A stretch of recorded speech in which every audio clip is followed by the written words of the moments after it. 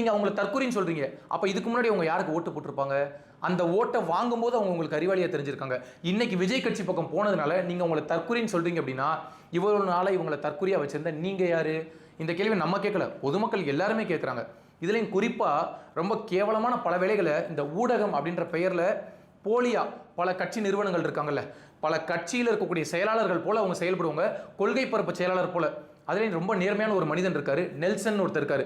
அவரெல்லாம் நியூஸ் 7ல இருந்தாரு. அப்பெல்லாம் நம்ம அவர் மேல அதிகப்படியான மரியாதை வச்சிருந்தோம். இன்னைக்கு நியூஸ் தமிழ்ல வேலை பார்த்துட்டு இருக்காரு. உண்மையிலேயே உள்ளபடி கருத்துக்களை நேர்மையா பதிவு செய்யக்கூடிய, எப்படி நேர்மையா பதிவு செய்யக்கூடிய, திமுகவுக்கும் அவருக்கும் சம்பந்தமே இல்லாம, திமுகவுக்கு ஜால்ரா தட்டாம, திமுகவுக்கு சொம்படிக்காம நேர்மையான ஜேர்னலிசம் பண்ணக்கூடிய மிகச்சிறந்த ஆகச்சிறந்த தலைவன் அவர். அந்த நெல்சன் எவ்வளவு பேரை கூப்பிட்டு வச்சு உட்கார வச்சு அசிங்கப்படுத்தணும், தாவே கலந்து வர்றாங்கன்னா அசிங்கப்படுத்தணும், அவங்களை அவமானப்படுத்தணும் அப்படின்னு நினைச்சு அவர் பண்ணுவார். ஒரு தலைப்பு வச்சிருக்காங்க, இதுவரைக்கும் இல்லாத அளவுக்கு தமிழ்நாட்டில் மிகப்பெரிய புரட்சி ஏற்பட்டிருக்கு, வாக்குகள் அதிகமாக பதிவாயிருக்கு. இது என்னன்னு தலைப்பை வச்சுட்டு வாக்குகள் ஏன் அதிகரிச்சிருக்குன்றதை பத்தி பேசாம முழுக்க முழுக்க விஜயை மட்டம் தட்டி பேசிக்கிட்டு விஜய்க்கு டெபாசிட் கூட கிடைக்காது அப்படின்னு பேசுறாங்க. உங்களுடைய உள்நோக்கம் என்ன? இங்க இருக்கக்கூடிய வேடிக்கை என்ன தெரியுமா? இந்த மாதிரி யாரெல்லாம் ஜேர்னலிசம் அப்படின்ற பெயர்ல சில பல வேலைகள் பண்றீங்க பார்த்தீங்களா, அந்த வேலைகள் எல்லாத்தையுமே பொதுமக்கள் எல்லாருமே கவனிக்கிறாங்க. இதுக்கு முன்னாடி இருந்த அரசியல் வேற.